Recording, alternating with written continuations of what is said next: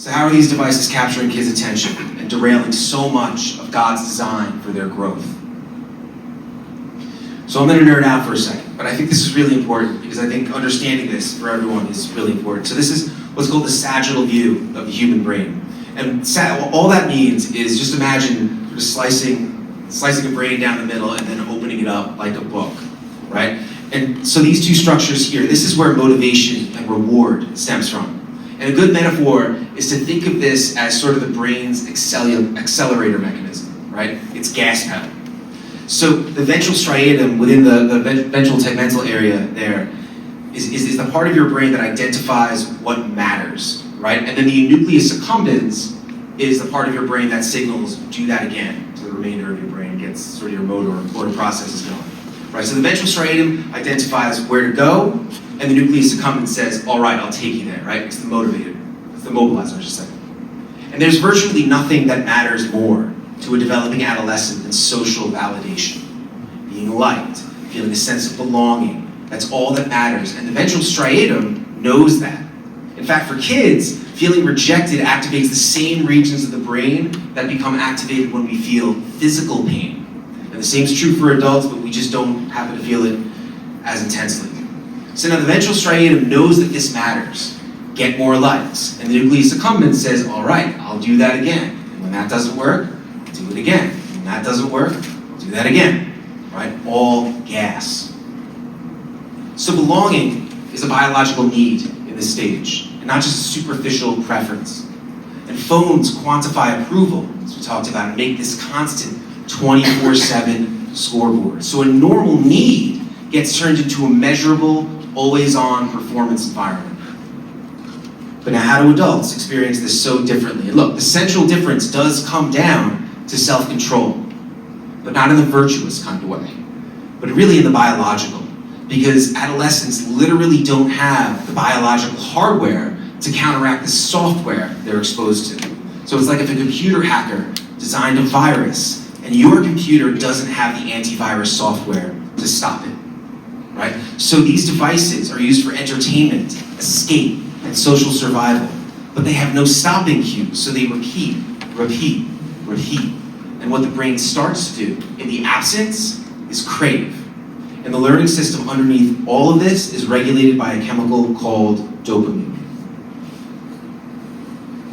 So dopamine is one of the brain's key chemicals for reward-based learning, especially through something called reinforcement, which we'll talk a little about momentarily. But in simple terms, dopamine helps the brain connect action and outcome by signaling that was worth remembering and worth doing again. And dopamine tends to spike when rewards are uncertain and intermittent.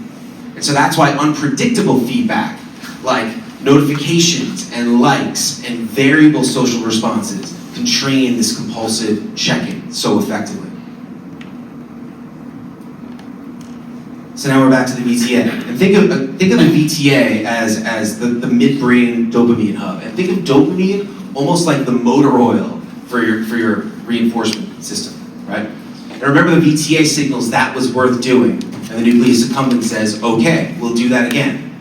And then the prefrontal cortex, this third structure, which we haven't talked about yet, tries to govern.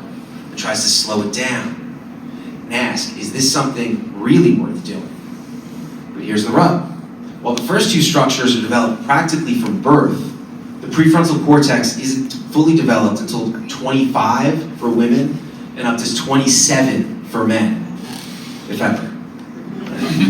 So there's this mismatch of impulse via the VTA and nucleus accumbens versus the prefrontal cortex. So when the feed removes those stopping cues, that half-existent prefrontal cortex has to work non-stop. And then what happens when the stimulation is withdrawn? Today, the average 12-year-old is subjected to approximately the same amount of dopamine-releasing stimuli in a day as the average 12-year-old would have been exposed to in a month, only a generation before. And then when they're subjected or presented with basic stimuli, like words on a page, or a short car ride to school, or just a conversation with their parents, it feels to them like literally watching grass grow. And without the regulating ability offered to them by a fully developed prefrontal cortex, they become moody, or anxious, or withdrawn, or all of the above. let's talk about reinforcement a second, because I mentioned that term before, and I want everybody to understand how this works. So that term in this context comes from behavioral psychology, and try not to think of it simply as reward, but just something that makes a behavior more likely to happen again in the future. And then what we have are called reinforcement schedules, right? And the most straightforward one is what's called a continuous reinforcement schedule. So every time a behavior happens, that behavior is reinforced. So they did this experiment with pigeons, and obviously our children's brains are way more sophisticated than pigeons. But to be fair to pigeons, the motivating system is somewhat similar, at least, where they were trying to train pecking behavior, right? So a pigeon would peck a lever, and they would get a seed. And then they go about their pigeon thing, and then they come back again, and peck again, and get their seed. And then they'd go, and they were in no rush. They would just peck and get a seed. But then they introduced what's called an intermittent reinforcement schedule, where the pigeon would peck, get a seed, peck again, and not get a seed, peck again, not get a seed, peck. So it was like maybe every third time, every sixth time, every fourth time. And what wound up happening was the pigeons would start peck, peck, peck, peck, peck, peck, peck, over and over, rapidly. Because the brain most powerfully responds to this sometimes reinforcement. It creates the strongest habit loop. The brain keeps checking because the next reward, the next reinforcer, might be there. And among early adolescents, we start to observe this checklist in that context. Sleep disruption, irritability and meltdowns, constant negotiation. And look, I'm not cynical enough to believe that the social media companies, that their objective is this list or the deeper effects that we talked about before.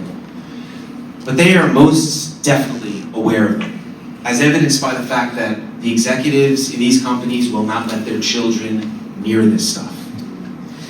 However, to them, their primary incentive is shareholder value. And in a capitalist system, there's obviously nothing wrong with that.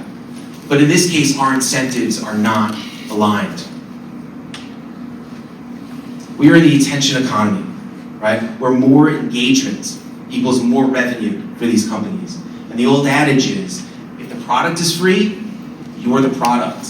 And there are two industries, and only two that I can think of, where a customer is referred to as a user. And social media just happens to be one of them, right? So while these products are ravaging the mental, and in some cases spiritual health of our kids, they're nevertheless optimized for more time, more clicks, and more views. And kids are more economically valuable than any other demographic, simply due to the fact that they have more free time. So you're not just competing against your child's willpower, you're competing with a business model. But before we get to that next section, I want to ask you guys to pull out your phones, because we just covered a lot of stuff, rapid fire. But I want to get a little bit of feedback from you. And I want to hear from you guys. What is your biggest concern in introducing this technology to your child? We talked, and I limited the number of responses to 2, because there's probably, any one of us could probably provide 6 or 7. But addiction, mental health, exposure, and then we'll do the big reveal once everybody's there.